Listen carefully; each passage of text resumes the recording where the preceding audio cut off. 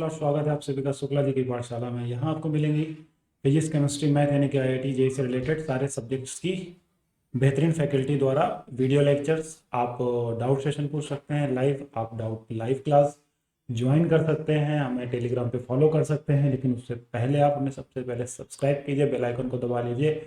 और गाइस, अगर आपने अभी तक वीडियोस पुराने नहीं देखे हैं तो जाइए जल्दी से पुराने वीडियोस देख डालिए। जिस टॉपिक पे आप पढ़ना चाहते हैं उस टॉपिक में कुछ टॉपिक्स आ चुके हैं, उस टॉपिक को आप अच्छे से रिवाइज कर लीजिए। तो गाइज, मैं अभी यहाँ पर सेट स्टार्ट करने वाला था, जिस आज ये सेट की पहली क्लास है। और सेकेंड थिंग कि मैंने यहाँ पे नंबर सिस्टम के बारे में थोड़ा सा बताया हुआ है, तो आप पीछे जाकर के नंबर्स के बारे में थोड़ा सा नॉलेज ले सकते हो। तो आज हमारे सेट की पहली क्लास है, जैसा कि आपको स्क्रीन पे दिखाई दे रहा है, हेडिंग हमारे सामने पड़ी हुई है सेट। सेट को हिंदी में क्या कहते हैं, सभी को पता है कि सेट को हिंदी में कहते हैं समुच्चय। क्या कहते हैं? समुच्चय। ओके गाइज, तो सबसे पहले बात कर लेते हैं सेट में, सेट के डेफिनेशन के बारे में, कुछ एग्जांपल्स के बारे में। देन हम आगे कंटिन्यू करेंगे सेट के टाइप, सेट के लिखने के तरीके, सेट में क्या क्या ऑपरेशंस होते हैं, सेट के क्वेश्चंस कैसे होते हैं, सेट का यूज़ क्या होता है, सेट हम क्यों पढ़ते हैं, मैनी मोर थिंग्स। तो गाइज, सबसे पहले ज़्यादा टाइम वेस्ट नहीं करते हुए मैं बात करता हूँ सेट की। तो सेट की डेफिनेशन आपके सामने लिखी हुई है गाइस। सबसे पहले मैं बात करता हूँ सेट के डेफिनेशन के बारे में, तो जो अभी आपके सामने लिखी हुई है कि well defined collection of things is called set. Well defined collection of things is called set. अब गाइस, मोस्ट इंपॉर्टेंट पॉइंट ये आ जाता है कि what is a well defined collection. Most important, well defined. Well defined मतलब कोई चीज़ सही तरीके से डिफाइंड होनी चाहिए। कोई भी चीज़ हमें कैसी होनी चाहिए? सही तरीके से डिफाइंड होनी चाहिए। कलेक्शन ऑफ थिंग्स, किसी भी चीज़ों का कलेक्शन, समझ रहे हो ना? कि कलेक्शन, चीज़ों को सही तरीके से ही डिफाइंड करना क्या कहलाता है? सेट कहलाता है। क्या कहलाता है? सेट कहलाता है। तो गाइस, आपके सामने लिखा हुआ well defined collection of things is called set. I hope guys कि आपको डेफिनेशन समझ में आ गई होगी। नेक्स्ट पॉइंट हमारे पास आ जाता है एग्जाम्पल। तो अगर हमारे पास यहाँ पर मैंने आपको 3 एग्जाम्पल दे रखे हैं। पहला एग्जाम्पल है set of all natural numbers. Set of all natural number. तो सबसे पहले मैं आपको बता दूं कि सेट को लिखने का जो प्रोसेस होता है वो 2 तरीके का होता है, लेकिन पहले मैं उसको बाद में बात करूंगा। सबसे पहले नॉर्मली मैं सेट को लिख लेता हूँ ऐसे, जैसे हमारे पास अगर set of all natural number. तो अब यार सीधी सी बात है, नेचुरल नंबर क्या होते हैं? 1 2 3 4 5 डॉट डॉट डॉट डॉट, ये सारे क्या हैं? नेचुरल नंबर्स हैं। ये सारे क्या हैं? नेचुरल नंबर्स हैं। तो दैट इज फर्स्ट एग्जांपल, क्या है? Set of natural number. तो सीधी सी बात है, ये वेल डिफाइंड है। कैसा है? वेल डिफाइंड है। ऑब्वियस सी बात है, समझ में आ रहा है। 1 के बाद 2 है, 2 के बाद 3 है, 3 के बाद 4 है, 4 के बाद 5 है। सारे कॉन्जेक्टिव हैं। सारे कैसे हैं? कॉन्जेक्टिव हैं। अब बहुत से बच्चे कहते हैं मास्टर साहब, अगर मैं 3 4 5 गायब कर देता, ऐसे लिखता 1 2 6 7, फिर कुछ नंबर गायब कर देता, फिर कुछ लिख देता, तो वो है तो natural number but not well defined. Well defined नहीं है कि नहीं? तो फिर वहाँ पे कोई ना कोई क्या होती है? कंडीशन होती है। तो हमारा वो क्या आ जाता है? सेट के अंदर आ जाता। तो गाइज, आई होप कि आप इस बात को समझ में आ गए हो। जैसे कभी कभी क्या होता है ना कि कुछ चीज़ों को सेट में लिखना होता है। जैसे हमारे पास बात कर लेता हूँ मैं, जैसे मैं बात कर लेता हूँ, एक लेटर ले लेता हूँ, MISSCEIPI। ठीक है, ये लेटर मैंने ले लिया। अब इसको सेट में लिखना है, तो सबसे पहले करली ब्रैकेट लगाते हैं। सबसे पहले क्या लगाते हैं? एक करली ब्रैकेट लगाते हैं, और हर लेटर को यहाँ पे लिखते हैं M, कॉमा लगा के लिखते हैं I, फिर लिखते हैं एस। क्या लिखते हैं? एस। तो आप कहोगे फिर अगला लेटर भी एस आएगा। मैंने कहा नहीं, जो एक बार इसमें आ जाता है वो दोबारा रिपीट नहीं होता है। आई आ चुका है, पी बाकी है, तो पी लिख देंगे। और यहाँ पे आई आ चुका है, तो आई पहले लिख चुके हैं हम लोग यहाँ पे। तो ओवरऑल गाइस, हमारे पास जो सिचुएशन है सेट को लिखने की, वो करली ब्रैकेट में लिखा जाता है। हमारा किस में लिखा जाता है? करली ब्रैकेट में कॉमा लगा के एलिमेंट्स को डाल दिया जाता है। जैसे हमारे पास ये मिसिसिपी था, तो मिसिसिपी में हमारे पास कोई भी लेटर रिपीट नहीं होता है। सारे लेटर कैसे आते हैं? एक एक लेटर आते हैं। अब ये रिपीट क्यों नहीं होता है? एक्चुअल में क्या होता है? सेट होता है। ये कैसा होता है? वेल डिफाइंड होता है। ये कैसा होता है? वेल डिफाइंड होता है। रिपीट इसीलिए नहीं होता है क्योंकि कोई चीज़ अगर उसमें आई हुई है तो इसका मतलब उसको कई बार यूज कर सकते हो। कई बार क्या कर सकते हो? यूज कर सकते हो। बात समझ रहे हो ना मेरी बात? तो ऐसा नहीं होता कि कोई पर्टिकुलर रीजन हो, कोई जेई जेई में पूछा जाए कि कोई चीज़ रिपीट क्यों नहीं होती है कि नहीं? तो नेक्स्ट एग्जांपल हमारे पास आ जाता है कि सेट ऑफ ऑल नेचुरल, समझ में आई गया कि set of all natural number हमारे पास क्या कहानी है? Set of all natural number मतलब ये सारे वेल डिफाइंड है। नेक्स्ट हमारे पास set of all living things. Next example हमारा क्या आ जाता है? Set of all living things. तो यार देखो, set of all living things की set of all living things की अगर हम बात कर लें तो दुनिया में बहुत से ऐसे जीव जंतु, आदमी, जानवर, पक्षी, कीड़े मकोड़े हैं जो क्या लिविंग थिंग्स हैं। अब इसके अंदर टीवी, सोफा, बेड नहीं आ सकता क्योंकि ये नॉन लिविंग्स है। तो सीधी बात है, जो सेकंड एग्जांपल हमारा वो कैसा है, set of all non living things. तो हमारा ये जो सेकंड एग्जांपल है इसमें सभी आ जाते हैं हमारे, है कि नहीं। इसमें ह्यूमन आ जाता है, ह्यूमन भी आ जाते हैं, और उसके बाद एनिमल भी आ जाते हैं, समझ रहे हो ना। एनिमल भी आ जाते हैं, बर्ड्स भी आ जाती हैं, बर्ड्स भी आ जाते हैं, समझ रहे हो ना। तो जो जितने भी कीड़े मकोड़े जीव जंतु हैं वो सारे human set of living things में आ जाती हैं। नेक्स्ट हमारे पास एग्जांपल है ABC 1 2 3 Ram, mango, cricket bat. तो guys this is not well defined, this is not well defined because this is a mix मिठाई। ये हमारी कैसी है, मिक्स मिठाई के तरीके से है। अब जैसे बात करो तो ये अल्फ़ाबेट हैं, ये हमारी क्या है, काउंटिंग है, ये कोई नाम है, ये क्या है, फल है, और ये क्या क्रिकेट बैट है कि नहीं। तो ओवरऑल जो कहानी का जो मोटो है, जो कहानी का मतलब है वो ये है कि ये जो चीज़ें लिखी हैं आपके सामने, ये वेल डिफाइंड नहीं है। चीज़ें तो हैं, एक करली ब्रैकेट में लिख देना ही सेट नहीं कहलाता। मोस्ट इंपॉर्टेंट लाइन है कि एक करली ब्रैकेट में ही लिख देना सेट नहीं कहलाता है। सेट के लिए भी कुछ और शर्तें होनी चाहिए, जैसे कि करली ब्रैकेट के अंदर तो आएंगे और चीज़ें वेल डिफाइंड होनी चाहिए। कैसे होनी चाहिए, वेल डिफाइंड होनी चाहिए। एक ऑर्डर होना चाहिए, कैसा होना चाहिए, ऑर्डर में चीज़ें होनी चाहिए, समझ रहे हो। तो ये हमारे पास क्या था, एग्जाम्पल से, डेफिनेशन थी एग्जाम्पल से। तो नेक्स्ट हमारे पास छोटी सी हेडिंग आती है, कार्डिनल नंबर। क्या आता है हमारे पास, कार्डिनल नंबर। तो यार कार्डिनल नंबर क्या होता है, सबसे पहले बात कर लेते हैं कार्डिनल नंबर की।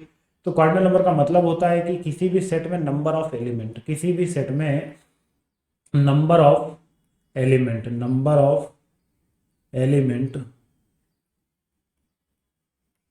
इन ए सेट, किसी भी सेट में नंबर ऑफ एलिमेंट क्या कहलाता है हमारा, कार्डिनल नंबर कहलाता है। क्या कहलाता है, कार्डिनल नंबर कहता है। एग्जाम्पल के तौर पे अगर हम यहाँ पे देख लें, अगर हम यहाँ पे क्या देख लें, एग्जाम्पल के तौर पे हम यहाँ पे अगर देख लें, तो मैं एग्जाम्पल में लिख रहा हूँ आपके सामने, एक छोटा सा एग्जाम्पल ले लेता हूँ।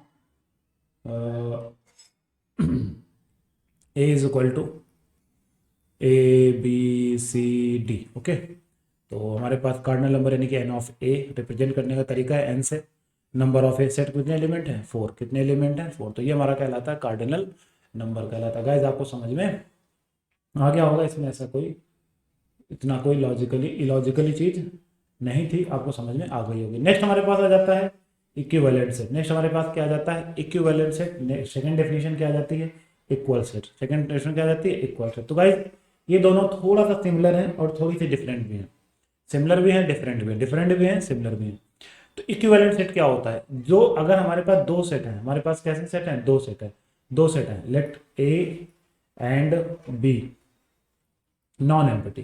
कैसे हैं हमारे पास, नॉन एम्प्टी। अब नॉन एम्प्टी का मतलब क्या है यार, देखो नॉन एम्प्टी का मतलब सभी को पता है कि नॉन एम्प्टी का मतलब है कि वो सेट में कोई ना कोई एलिमेंट होना चाहिए, तो that is called non empty. इसका मतलब क्या हो गया, नॉन एम्प्टी। अब हमारे पास अगर दो सेट है, हमारे पास सेट कैसे हैं, दो सेट है, तो अगर दोनों के नंबर ऑफ एलिमेंट सेम होते हैं तो वो सेट कहलाते हैं इक्विवेलेंट सेट। क्या कहलाते हैं, इक्विवेलेंट सेट कहलाते हैं। Number of elements, number of elements, बात समझ में आ रही है इतनी। इसी जगह हमारी दूसरी डेफिनेशन आती है इक्वल सेट। क्या आती है, इक्वल सेट। इक्वल सेट में दोनों के एलिमेंट सेम होने चाहिए। इक्वल सेट में क्या होने चाहिए, दोनों के एलिमेंट सेम होने चाहिए। इसीलिए कहा जाता है कि इक्वल सेट इक्विवेलेंट हो जाता है, but equivalent set equal set नहीं होता है। तो गाइज ये बात आप बेसिकली इस बात को दिमाग में अपने रखिएगा कि जो इक्विवेलेंट सेट होते हैं उनके जो नंबर ऑफ एलिमेंट्स होते हैं वो सेम होते हैं, और जो इक्वल सेट होते हैं वो नंबर ऑफ एलिमेंट तो बात अलग है, बट एलिमेंट भी कैसे होने चाहिए, सेम होने चाहिए। तो इन दोनों की एक कॉमन लाइन निकल के आती है कि, कॉमन लाइन क्या निकल के आती है कि जो सेट इक्वल सेट है वो इक्विवेलेंट होगा ही होगा, लेकिन जो इक्विवेलेंट है वो जरूरी नहीं है कि क्या हो, इक्वल सेट हो ही हो। बात समझ में आ रही है इतनी, क्योंकि भाई सीधी सी बात है ना यार कि आप एलिमेंट, जैसे मेरे पास 5 सेब हैं, आपके पास 5 मैंगो हैं, तो सिंपल सी बात है ना कि 5 मेरे पास 5 तुम्हारे पास, तो इक्विवेलेंट हो गया। बट मेरे पास 5 सेब है, तुम्हारे पास 5 एप्पल है, तो this is equal set but equivalent भी तो है। तो गाइस जो डेफिनेशन थी मैंने आपको बता दी, सेट के टाइप्स, कार्डिनल नंबर बता दिया, इक्विवेलेंट सेट और इक्वल सेट के बारे में भी मैंने आपसे चर्चा कर ली है। नेक्स्ट हमारे पास आ जाता है थोड़ी सी छोटी सी चीज आ जाती है जो कि बहुत इंपॉर्टेंट, छोटी सी तो नहीं है बट इंपॉर्टेंट जरूर है आपके लिए। कैसे इंपॉर्टेंट है? अब जैसे हमारे पास ये लिखा हुआ है कि there are two ways of set how can represent the set. तो हमारे पास दो तरीके होते हैं कि how can represent the set, हम सेट को कितने तरीके से रिप्रेजेंट कर सकते हैं। हमारे पास जो नेक्स्ट हेडिंग है वो ये है कि how can ways represent the set. Set को दो तरीके से रिप्रेजेंट किया जाता है। सेट को कितने तरीके से रिप्रेजेंट किया जाता है गाइस? दो तरीके से रिप्रेजेंट किया जाता है। कौन कौन से तरीके होते हैं? सबसे पहला हमारे पास आ जाता है सेट बिल्डर फॉर्म। सेट कौन सा तरीका आ जाता है हमारे पास? Set builder form. तो इस सेट बिल्डर फॉर्म के अकॉर्डिंग, सेट बिल्डर फॉर्म के अकॉर्डिंग हम सेट को क्या लिखते हैं? सेट बिल्डर फॉर्म का मतलब क्या? प्रॉपर्टी मेथड या set builder method. Property method या सेट बिल्डर मेथड। अब यार ये प्रॉपर्टी मेथड क्या होता है? देखो कोई ना कोई एलिमेंट, कोई ना कोई सेट अपने अंदर क्या रखता है? एक प्रॉपर्टी रखता है। अपने अंदर क्या रखता है? एक प्रॉपर्टी रखता है कि नहीं? अब जैसे लिखा हुआ 1 2 3 4 5 6 7 8 डॉट डॉट डॉट, तो सीधी बात है प्रॉपर्टी क्या होगी इसकी कि ये क्या है? नेचुरल नंबर है। ये क्या है? एक नेचुरल नंबर है। बात समझ में आ रही है इतनी? क्लियर ना? अब जैसे कह दिया जाए कि 1/2 1/3, अब जैसे मैं यहाँ पे कुछ एग्जांपल लिख देता हूँ। जैसे मैं यहाँ पे लिख देता हूँ AEIOU, ये मैंने लेटर लिख दिया यहाँ पे AEIOU। अब अगर आप ध्यान से देखो कि AEIOU को, तो सीधी सी बात है कि यहाँ पे इनमें क्या है? कोई ना कोई प्रॉपर्टी है इनके पास। कोई ना कोई क्या है? प्रॉपर्टी है इनके पास। क्या प्रॉपर्टी है? कि ये सारे के सारे लेटर, ये सारे के सारे लेटर अल्फाबेट क्या है? अल्फाबेट है। एक तो प्रॉपर्टी ये हो गई। दूसरा एक प्रॉपर्टी और इनकी, पहली प्रॉपर्टी तो हमारे पास क्या है? ये अल्फाबेट्स हैं। ये क्या है? हमारे अल्फाबेट्स हैं कि किसके? ABCD के। दूसरी प्रॉपर्टी क्या है हमारे पास इसकी? कि दूसरी प्रॉपर्टी है कि ये वॉवेल भी हैं। ये क्या है? हमारे वॉवेल्स भी हैं। क्या है? वॉवेल्स भी हैं। तो this property is very closed. तो इस सेट की जो सेट बिल्डर फॉर्म है ये हमारे क्या वॉवेल्स हैं। और इन वॉवेल्स मतलब ये कुछ ज्यादा ही क्लोज प्रॉपर्टी है। समझ रहे हो ना? अल्फाबेट में जैसे XYZ गायब है, BCD गायब है, तो इसीलिए मतलब बहुत सारे अल्फाबेट्स हमारे क्या है? गायब है। बट वॉवेल्स की अगर बात करी जाए तो वॉवेल ये सबसे ज्यादा क्लोज है वॉवेल्स के। समझ में आ गई इतनी बात? अब जैसे यहाँ पे हमारे पास एग्जांपल लिखा हुआ है कि ए रिप्रेजेंट करने का तरीका है AX सच दैट PX। अब PX यहाँ पर कोई नंबर होगा, कोई सेट होगा, किसी कोई प्रॉपर्टी होगी किसी सेट की, है कि नहीं? अब जैसे ये हमारे पास सेट लिखा हुआ है कि X कोई सेट है X such that X less than 5, X belongs to N। यानी कि अगर मैं इसको इस तरीके से लिख दूं, X जो है वो 5 से छोटा है और सारे नंबर कैसे हैं? नेचुरल नंबर है। अब बिलोंग का मतलब क्या होता है? तो यार देखो बिलोंग का मतलब तो मैं आपको शायद बता चुका हूँ कि कोई चीज पिछले सेट में बता चुका हूँ, पिछले एग्जांपल्स में। तो अब हमारा x कैसा है? 5 से छोटा है। अब 5 से छोटा x क्या हो सकता है? 1 हो सकता है, 2 हो सकता है, 3 हो सकता है, 4 हो सकता है कि नहीं? अब बात करते हैं सर कि सर 5 1 से पीछे क्यों नहीं गया? जीरो क्यों नहीं लिया आपने? आपने जीरो क्यों नहीं लिया? तो मैंने कहा यार जीरो मैंने इसलिए नहीं लिया, जीरो मैंने इसलिए नहीं लिया क्योंकि जीरो जो है वो हमारा नेचुरल नंबर में नहीं आता। जो जीरो है हमारा वो नेचुरल नंबर में नहीं आता। तो इसलिए हम यहां पर एक से पीछे नहीं गए। सर हम 4 से आगे क्यों नहीं गए? तो यहां यार उसने बोल रखा है कि जो सेट है X है वो 5 से कैसा है? छोटा है। 5 से कैसा है? छोटा है। तो सर क्या 4.5 4.5 वगैरह कुछ ले सकते थे? मैंने कहा नहीं यार, नेचुरल नंबर को बिलोंग कर रहा है। नेचुरल नंबर क्या होता है? कंप्लीट नंबर होता है। बात समझ में आ रही है इतनी? तो आई होप गाइस कि आपको ये बात सिंपल से समझ में आ गई होगी। जैसे नीचे एक और एग्जांपल लिखा हुआ है 1 3। तो देखो ये 1 2 3 4 क्या है? एक नेचुरल नंबर की प्रॉपर्टी भी है। ये भी कह सकते हो कि ये 5 से छोटे भी है। तो ये हमारी जो बात लिखी हुई है यही इसकी क्या होती है? प्रॉपर्टी होती है। इसी को लिखते हैं सेट बिल्डर या प्रॉपर्टी मेथड लिखते हैं। समझ में आ गई इतनी बात? अब बच्चे कहते हैं सर कि आप अगर इसको लिखना चाहें तो कैसे लिखेंगे? मैंने कहा किसको? तो आपने जो बगल में लिख रखा है, अगर आप इसको लिखना चाहें तो अब इसको किस तरीके से सेट बिल्डर फॉर्म में लिखेंगे? तो मैंने कहा बड़ा आसान है यार सेट बिल्डर फॉर्म में लिखना। कैसा? सिंपल सा मैं करली ब्रैकेट लगाऊंगा, यहां लिखूंगा X such that X are all vowels. बात समझ में आ गई इतनी? तो ये क्या है? सारे वॉवेल्स हैं। ये क्या है? सारे वॉवेल्स हैं। आई होप गाइस कि ये बात आपको समझ में आ गई होगी। AEIOU X such that X are all vowels. तो अब सर नीचे एग्जांपल एक और लिखा हुआ 1 3 5 7, इसको कुछ नाम दे देते हैं, ए नाम दे देते हैं। क्या नाम दे देते हैं? ए नाम दे देते हैं। तो हमारे पास a इज इक्वल टू 1 3 5 7 9 11। अब अगर ध्यान से देखें तो ये कैसा है? ये एक ऑड नंबर है। ये कैसा है हमारे पास? ऑड नंबर भी है। बात समझ में आ रही है इतनी? ठीक। एक तरीके से नेचुरल नंबर भी है, एक तरीके से पॉजिटिव इंटीजर भी है। बट अगर देखा जाए तो सबसे क्लोज कौन सी प्रॉपर्टी है? अगर देखा जाए तो सबसे क्लोज प्रॉपर्टी कौन है, तो मैंने कहा यार सबसे क्लोज प्रॉपर्टी की अगर हम बात करते हैं, सबसे क्लोज प्रॉपर्टी की अगर हम बात यहाँ पे करते हैं, सबसे क्लोज प्रॉपर्टी की हम क्या करते हैं यहाँ पे बात करते हैं, तो यार देखो सबसे क्लोज प्रॉपर्टी हमारे पास क्या बनेगी, अगर मैं यहाँ पे लिखूं वन को, तो वन को मैं क्या लिख सकता हूँ, 2 × 1 - 1 लिख सकता हूं। इसी तरीके से 3 को क्या लिख सकता हूं, 2 × 2 - 1। इसी तरीके से सर 5 को क्या लिख सकते हैं, मैंने कहा 2 × 3 - 1। तो देखो 2 × 1 = 2 यानी कि 2 - 1 कितना आ जाएगा, 1 आ जाएगा। इसी तरीके से 2 × 2 = 4, 4 - 1 कितना आ जाएगा, 3 आ जाएगा। 2 × 3 = 6 - 1 कितना आ जाएगा, 5 आ जाएगा। तो इसी तरीके से अगर क्या हम सर 11 को 2 × 6 - 1 लिख सकते हैं, मैंने कहा बिल्कुल लिख सकते हैं। तो क्या सर मैं अगर इसी चीज को सेट बिल्डर फॉर्म में लिखूं, तो क्या मैं इस चीज को इस तरीके से लिखूंगा, x such that x = 2n - 1 there exist, या फिर आप बोल सकते हो for all x belongs to natural number, x belongs to natural number. अब देखो ध्यान से देना, ये फॉर ऑल, ये साइन किसका है, फॉर ऑल मतलब सबके लिए, बड़े बच्चे हो या छोटे बच्चे नहीं हो, तो मैं अभी इन सब चीजों के बारे में चर्चा नहीं करता, आपको पता है फॉर ऑल का मतलब। तो सीधी बात है x belongs to natural number. अब नेचुरल नंबर में 7 भी आता है, 8 भी आता है, 9 भी आता है, बट हमने यहाँ पे नंबर कहां तक लिखे हुए हैं, 6 नंबर तक। तो एक्चुअली एक चीज और बात कह सकते हैं कि एक फाइनाइट सेट है। ये कैसा सेट है, फाइनाइट सेट। अभी मैं आपको बताऊंगा कि फाइनाइट सेट क्या होता है।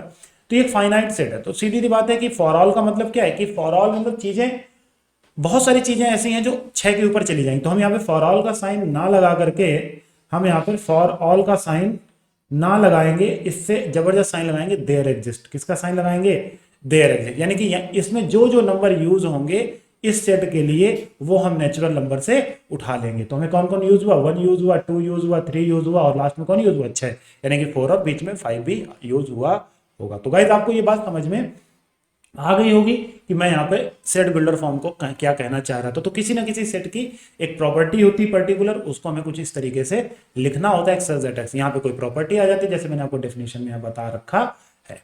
ओके गाइज, सेकेंड मेथड हमारे पास आता है रोस्टर मेथड। क्या आता है, रोस्टर मेथड। तो ये तो मेन हमारा सेट का मेथड है, रोस्टर फॉर्म। रोस्टर फॉर्म का सिंपल सा मतलब आपको बता चुका हूँ कि चीजों को करली ब्रैकेट के अंदर इन्वर्टेड कॉमा का यूज करके हम लिख देते हैं। जैसे BROTHER, जैसे ब्रदर को लिख लेते हैं BROTHER। अब जैसे ब्रदर की बात कर लें तो सीधी बात है, B आ जाएगा, R आ जाएगा, O आ जाएगा, T आ जाएगा। इसी तरीके से हम अगर थोड़ा आगे बढ़ जाते हैं तो H आ जाएगा, E आ जाएगा, R एक बार आ चुका है तो फिर हम उसको दोबारा यूज नहीं करेंगे। तो सेट में हम कोई चीजें 2 बार रिपीट नहीं करते हैं। तो गाइज ये बात हुई हमारी सेट की डेफिनेशन की, ये बात हुई हमारे सेट को लिखने की, कार्डिनल नंबर की बात की मैंने आपसे, इक्वल सेट की बात की और इक्विवेलेंट सेट की बात की। अब हम बात कर लेते हैं सेट के टाइप्स की। किसकी बात कर लेते हैं, सेट के टाइप्स की बात कर लेते हैं। चलिए सेट के टाइप्स के बारे में पढ़ना सीखेंगे। तो गाइज सेट के टाइप्स हमारे क्या होते हैं, सबसे पहले मैं बात कर लेता हूँ टाइप्स की। तो इस पे हेडिंग डाल देते हैं टाइप्स। तो टाइप्स में सबसे पहली चीज हमारे पास आ जाती है नल सेट। क्या आ जाता है, नल सेट। ये नल सेट क्या होता है, तो यार कुछ लोग इसको नल सेट को बहुत सारे नामों से जानते हैं। नल सेट को हम एम्प्टी सेट भी पढ़ते हैं। हमारे पास क्या जाता है, नल सेट। नल सेट को हम एक और नाम से जानते हैं, एम्प्टी सेट। किस नाम से जानते हैं, एम्प्टी सेट। ओके, तो नल सेट का मतलब क्या है कि जिसमें हमारे पास सेट कैसा हो, एम्प्टी हो, एक भी एलिमेंट ना हो, एक भी एलिमेंट सेट में ना हो, that is called empty set. मतलब अगर मैं सर 0 लिख दूं तो क्या ये एम्प्टी सेट है, नहीं, क्योंकि 0 भी क्या एक नंबर है, इंटीजर वैल्यू है, तो ये हमारा नल सेट नहीं है।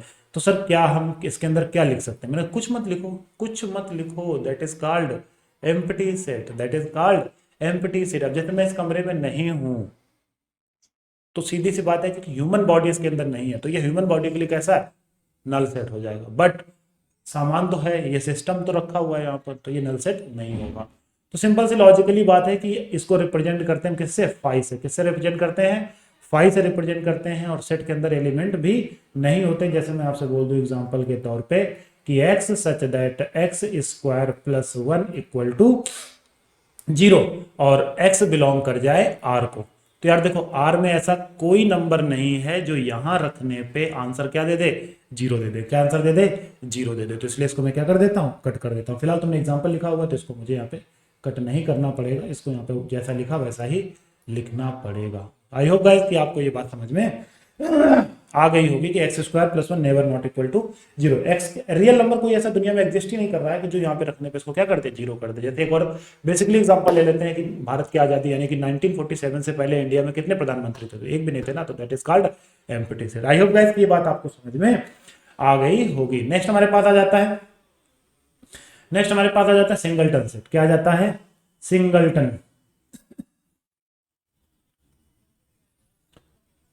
सिंगलटन सेट क्या होता है, सिंगलटन सेट गाइस अगर सिंगलटन सेट की बात करें तो यार देखो एक ऐसा सेट जिसमें एलिमेंट कैसे होते हैं, केवल सिंगल होते हैं। एलिमेंट कैसे होते हैं, केवल सिंगल एलिमेंट होते हैं। केवल कैसे होते हैं, सिंगल एलिमेंट होते हैं। वो हमारे क्या कहलाते हैं, सिंगलटन सेट कहलाते हैं। Only one element. जैसे कह दिया जाए सर कि 2021 में इंडिया के प्रेसिडेंट, तो ऑब्वियस सी बात है कि सिंगलटन सेट है हमारा। ये कैसा है, सिंगलटन सेट है कि नहीं। नाइट में चांद, तो सीधी बात है सिंगलटन सेट है। बात समझ में आ रही है इतनी।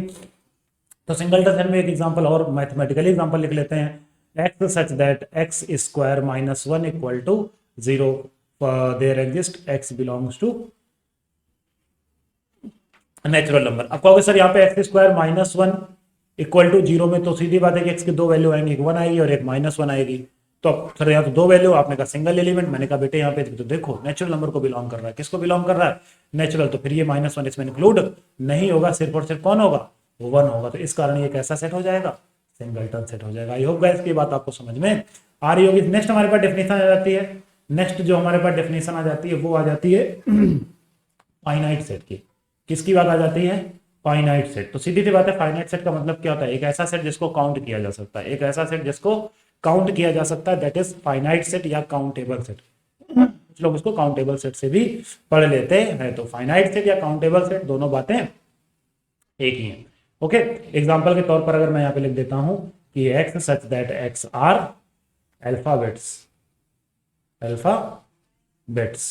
तो सीधी बात है 26 एलिमेंट होते हैं, सभी को पता है। तो ये हमारा क्या हो जाता है, फाइनाइट सेट। सेकंड हमारे पास आ जाता है इनफाइनाइट सेट। क्या जाता है, इनफाइनाइट सेट, जिसको बोलते हैं अनकाउंटेबल सेट। क्या बोलते हैं, अनकाउंटेबल सेट बोलते हैं। तो इनफाइनाइट में सभी को पता है कि ऐसे सेट जिसको काउंट नहीं किया जा सकता है, जैसे natural number, integer, real number, positive integer, negative integer, between two real number, between two number, ये ध्यान रखना। अब जैसे मैं आपसे बोल दूं कि एग्जांपल लिख देता हूं इनफाइनाइट सेट में कि x सच दैट x जो है वो a से बड़ा है और b से क्या है, छोटा है, और फॉर ऑल x बिलोंग कर रहा है रियल नंबर को। आप ऐसा कोई रियल नंबर बता ही नहीं सकते जो इसके बीच में क्या कर रहा हो, बिलोंग कर रहा हो। या मैं यहाँ पे a हटा करके कोई नंबर लिख देता हूँ, मुझे कोई प्रॉब्लम नहीं होगी, है कि नहीं। अगर मैं यहाँ पे कोई नंबर लिख देता हूँ, जैसे मैंने यहाँ पे मान लो 4 लिख दिया, यहाँ पे क्या लिख दिया, 5 लिख दिया। अगर बात की जाए कि x बिलोंग कर रहा है रियल नंबर को, तो सीधी सी बात है कि x 4 से 5 के बीच में ऐसा कोई रियल नंबर आप मुझे नहीं बता सकते जो इसके बीच में क्या कर रहा हो, एग्जिस्ट कर रहा हो। नहीं, ऐसे तो बता सकते हैं 4.1, 4.2, 4.3, 4.5, बट अगर मैं बोल दूं 4.1 के पहले 4.01 आता है, 4.01 से पहले 4.001 आता है, तो ऑब्वियस सी बात है ना, मुझे नकार नहीं सकते ना इस चीज को। तो सीधी सी बात है ना कि आप मुझे इस चीज को नकार नहीं सकते ना, तो इसीलिए एक चीज क्या हो जाती है, इनफाइनाइट सेट हो जाती है। फिर नेक्स्ट हमारे पास आ जाता है इनफाइनाइट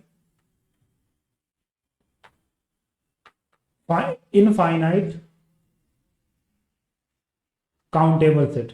इनफाइनाइट काउंटेबल सेट, ये तो सर आपने बहुत बड़ी बात कर दी कि सर इनफाइनाइट भी है और काउंटेबल भी है।